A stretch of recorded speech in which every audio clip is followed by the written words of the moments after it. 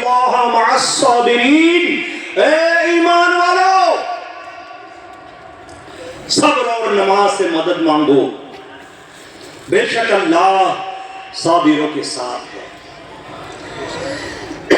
مسلمان کی زندگی نماز، یعنی اس آیت کی تفسیر میں پڑھ رہا تھا، اس میں بڑی حسین بات لکھی، فرمایا مسلمان کی زندگی نماز، صبر، ذکر پر ہی کامل ہوتی ہے، جس چیز سے کامل ہوتی ہے۔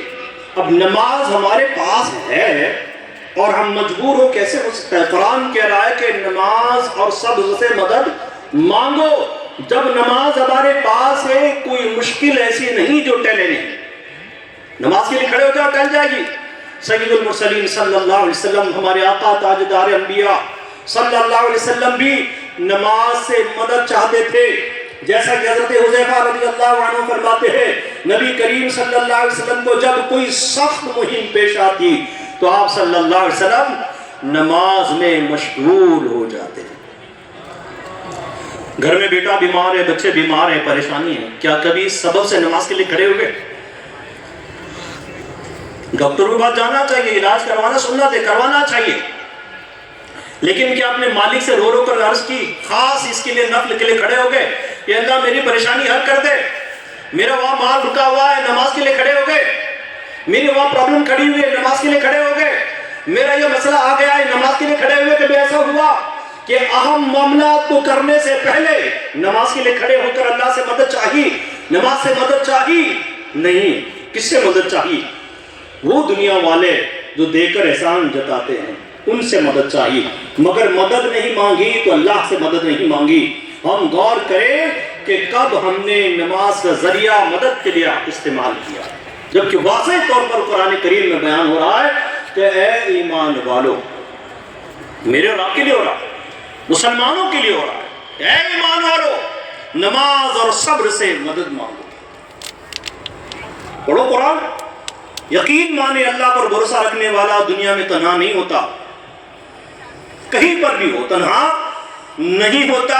اور اس آیت پر ہمارے بزرگان دین کا عمل کیسا تھا سنیں۔ حضرت سیدنا ابو الحسن سیری سقطی رحمۃ اللہ علیہ کی خدمت بابرکت میں آپ کی پڑوسن آئی اور عرض گزار ہوئی، اے ابو الحسن، رات میرے بیٹے کو پولیس پکڑ کر لے کے گئی ہے، شاید وہ اسے تکلیف پہنچا ہے، برائے کرم میرے بیٹے کی سفارش فرما دیجئے یا کسی کو میرے ساتھ بھیج دیجئے۔ پڑوسن کی فریاد سن کر آپ کھڑے ہو کر بڑی خشوع اور خضوع کے ساتھ نماز میں مشغول ہو گئے، پڑھتے رہے، نماز پڑھتے رہے۔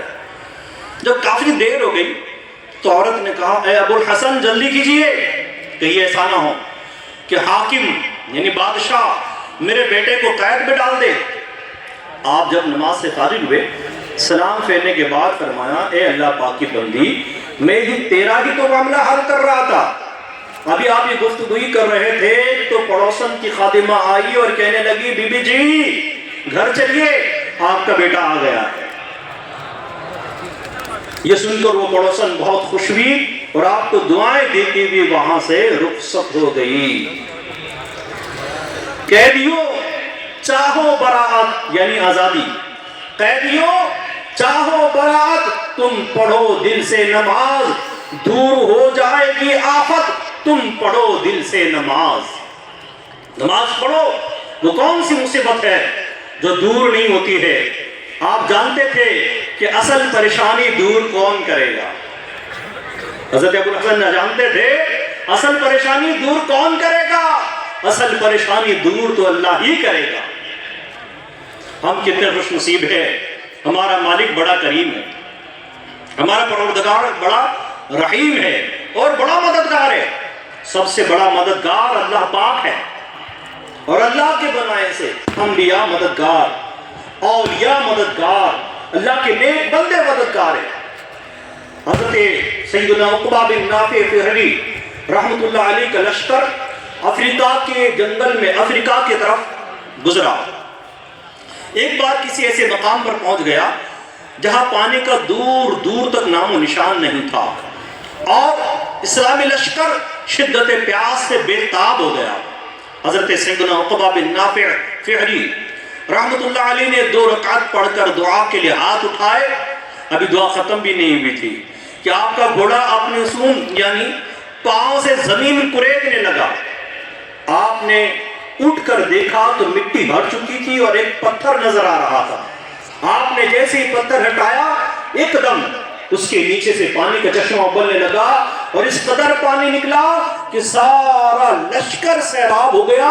تمام جانوروں نے خوب پانی پیا، لشکریوں نے اپنے اپنے مشکیزوں کو بھر لیا، پھر چشمے کو بہتا چھوڑ کر آگے نکل گئے۔ آؤ نماز کا عہد کر لو، جب کوئی ضرورت درپیش ہو نماز کے لیے کھڑے ہو جاؤ، جب کوئی مصیبت کا اندیشہ ہو نماز کے لیے کھڑے ہو جاؤ۔ پیارے پیارے اسلامی بھائیوں، نماز جس میں طرح طرح کی مصیبتوں کا علاج ہے، اسی طرح اس میں بیماریوں کا بھی علاج ہے۔ خود طبیبوں کے طبیب صلی اللہ علیہ وسلم نے ہماری تربیت کی ہے، میسیجز دیے ہیں، کئی احادیث مبارکہ اس کے متعلق ہے کہ نماز میں شفا ہے۔ نماز پڑھو، کھڑے ہو جاؤ، انشاءاللہ آپ کی تکلیف دور ہو جائے گی۔ ایک شخص بلکہ طبیبوں نے ڈاکٹروں نے اعتراف کیا ہے کہ وضو کرنے والا دماغی امراض میں بہت کم مبتلا ہوتا ہے۔ نمازی جنون یعنی پاگل پن اور تلی یعنی سپلین کی بیماریوں سے اکثر محفوظ رہتا ہے۔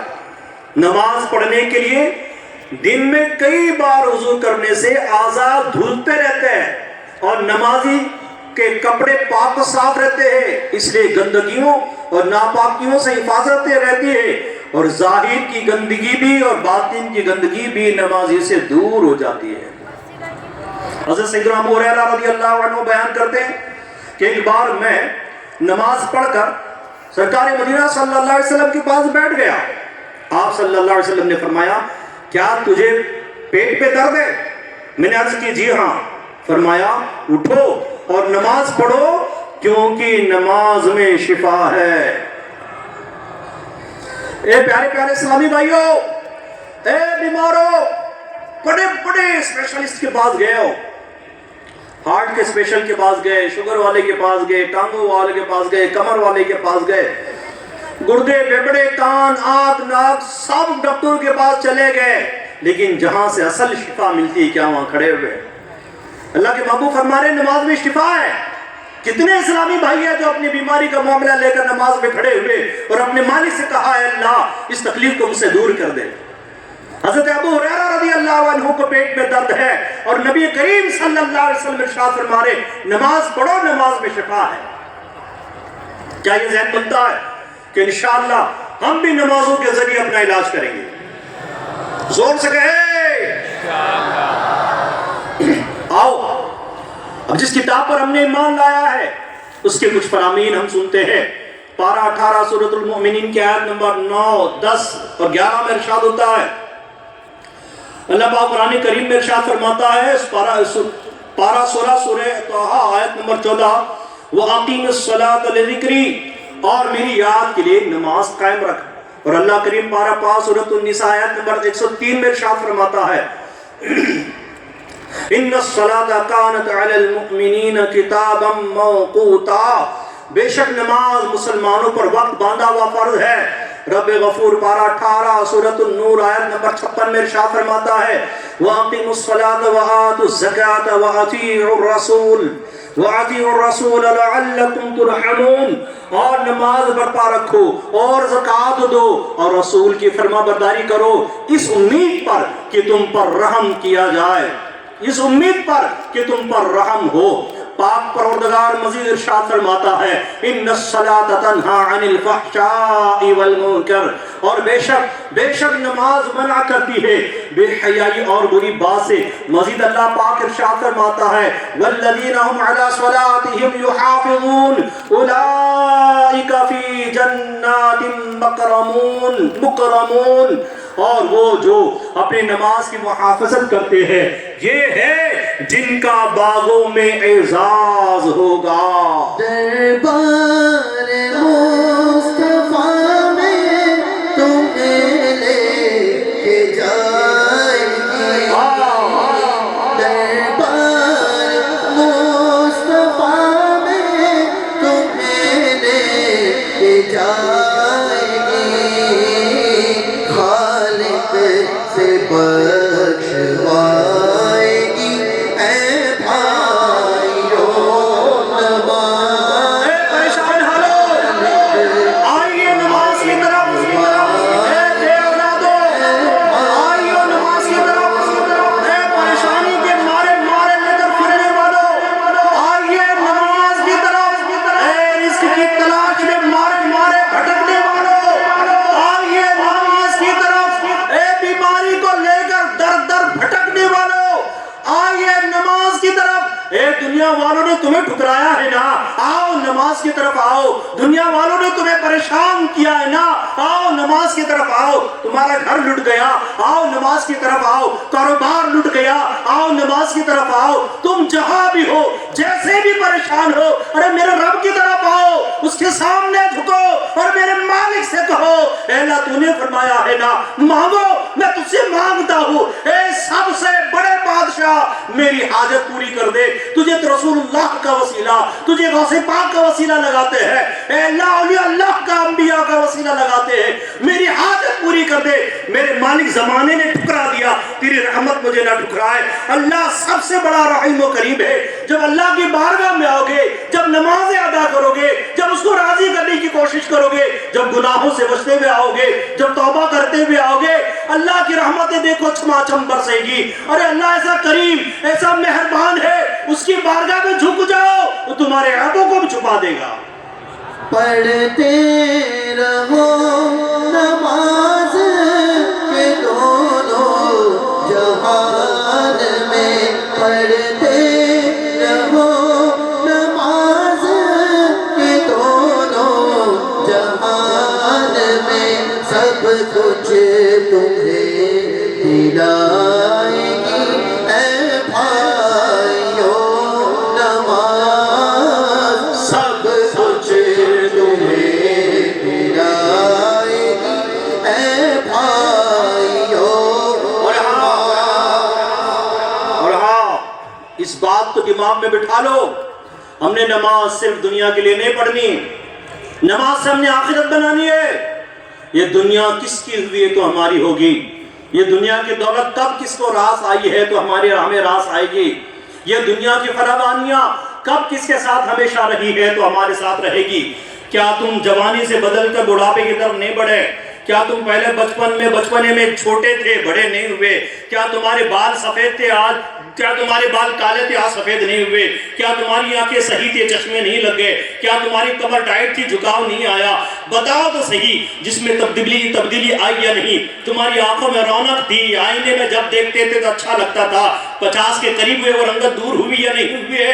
ارے بھائی جسم ہمیں بتا رہا ہے، صحت ہمیں بتا رہی ہے کہ تو ڈھلان پر لگ گیا ہے، تو نے مرنا ہے، تو نے جانا ہے، اور ہم لگے ہوئے فانی دنیا کے چکر میں، ہم لگے ہوئے دنیا بنانے کے چکر میں۔ ارے مرنے والے ایسے نہیں جیا کرتے، اے مرنے والے تو مرنے والا ہے اور ہمیشہ زندگی کے سپنے سوچ رہا ہے، ارے تو کب مرے گا تجھے اپنے کو پتا نہیں ہے اور تو لگا ہوا ہے دنیا کمانے کے اندر۔ ارے بھائی آجا، ہم مسلمان ہیں، ہمارا ایمان ہے، ہم دوبارہ دنیا میں پیدا نہیں ہوگے، ہم آگے بڑھتے چلے جائیں گے۔ مرنے کے بعد زندگی قبر کی ہے، مرنے کے بعد ہمیں قبر میں جانا ہے، قبر کے بعد حشر میں اٹھنا ہے، اور حشر میں ہمیں 2 ٹھکانے ہیں، ایک تو جہنم ہے، دوسرا جنت ہے۔ ارے جنت تمہارے لیے ہے، مومنین کے لیے ہے، عاشقان رسول کے لیے ہے۔ جنت کی نعمتیں پانے کے لیے کب کوشش کریں گے؟ کیا صرف نمازیں ہم دنیا کمانے کے لیے پڑھیں گے؟ کیا ہم وظائف دنیا کمانے کے لیے پڑھیں گے؟ کیا کاؤنٹر پر قرآن اسی لیے پڑھیں گے کہ برکت ہو مال میں؟ سیٹھ جی کو فکر تھی، ایک کے 10 کیجئے، موت آ پہنچی کہ صاحب جان واپس کیجئے۔ کتنے غریبوں کی میتیں آپ نے نہیں دیکھی، ہزاروں لوگ مرتے ہوئے دیکھے جا رہے ہیں، امیر مر رہے ہیں، غریب مر رہے ہیں، فقیر مر رہے ہیں، سرمایہ دار مر رہے ہیں، پروفیشنل دنیا سے جا رہے، سب دنیا سے جا رہے، مگر ہماری آنکھ انہیں دیکھنے سے محروم ہے۔ قبرستان میں جا کر ہی کرتے باتیں کرتے نظر آتے ہیں۔ ارے بھائی اے مسلمان، تیرے لیے دنیا جنت نہیں ہے، تیرے لیے دنیا قید خانہ ہے۔ یہاں راحتیں نہیں ہے، یہاں آزمائشیں ہے۔ قید خانے میں بھی کئی راحتوں کے خواب دیکھے جاتے ہیں، قید خانے میں کئی آسائشوں کے خواب دیکھے جاتے ہیں۔ دنیا کی نعمتیں بہت معمولی ہیں، اللہ نے ہمارے لیے جنت میں بڑی نعمتیں تیار کر رکھی ہے۔ آؤ اس نعمتوں کی طرف آؤ، اور یاد رکھو بغیر نماز کے جنت کی طرف کیسے جا پاؤ گے؟ اللہ کو ناراض کر کر یہ جنت کی طرف کیسے جا پاؤ گے؟ ارے دنیا نے فریب دے دیا ہے، دنیا نے دھوکہ دے دیا ہے۔ دنیا کی رنگ رنگیاں دیکھ کر، دنیا کی چمک دیکھ کر ہم بے ہوش، ہم نے اپنے ہوش کو اڑا دیا ہے، ہم ہوش کھو بیٹھے ہیں۔ ارے یہ رونقیں ختم ہونے والی ہے، یہ دنیا کی رونقیں کیسی ہے؟ پانی پر ابلنے والے بلبلے کے مانند ہے، ابھی چمکی کے ختم ہو جائے گی، یہ تمہیں چھوڑ دے گی ضرور، اس سے پہلے کہ دنیا تمہیں چھوڑ دے، تم اور ہم مل کر دنیا کو چھوڑ دیں۔ رحم فرما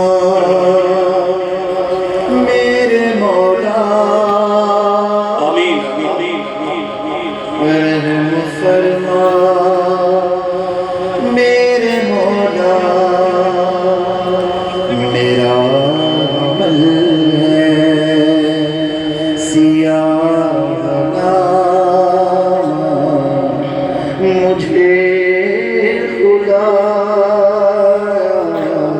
معاف کر دے۔ اے میرے بھائیو، یہ تو بتاؤ یار کہ نماز کی توفیق کا نہ ملنا کتنی بڑی مصیبت ہے۔ اے بیماری کو مصیبت کہنے والوں، اے تندرستی کو مصیبت کہنے والوں، اے بچے کا رشتہ نہ ملنے پر مصیبت کہنے والوں، ذرا کبھی یہ بھی غور کیا کہ نماز کی توفیق نہیں ملتی؟ نماز کی توفیق کا نہ ملنا یہ معمولی مصیبت نہیں، بہت بڑی مصیبت ہے۔ گناہوں کی نحوست بندے کو نماز سے دور کر دیتی ہے۔ یہ کہتے ہو نا یار نماز میں دل نہیں لگتا، دل اتنا گندا ہو گیا ہے، نماز میں کیسے لگے گا؟ ارے کہتے ہیں نماز کے اندر قرار نہیں ملتا، کیسے ملے گا؟ دل گندا ہی اتنا ہو گیا ہے، نماز کو جانے کو جی چاہتا ہے لیکن جا نہیں پا رہا ہوں۔ کیسے ہوگا؟ گناہوں کی نحوست جو ہے، آؤ نا میرے پروردگار کی طرف آ جاؤ، میرے رب کی طرف آ جاؤ۔ اس کے بعد ایک بار آ کر کہو گے نا میرے مالک میں مجھے معاف کر دے، اللہ سارے گناہوں کو معاف کر دے گا، اللہ گناہ بخش دے گا، نیکوں میں شامل کر دے گا۔ میرے رب کا معاملہ بڑا کرم والا ہے، دنیا والوں کے پاس جا کر اقرار جرم کریں گے تو وہ سزا دے گا، میرے رب کے پاس آ کر اقرار جرم کریں گے وہ بخش دے گا۔ عذاب دے تو کیا دے گا،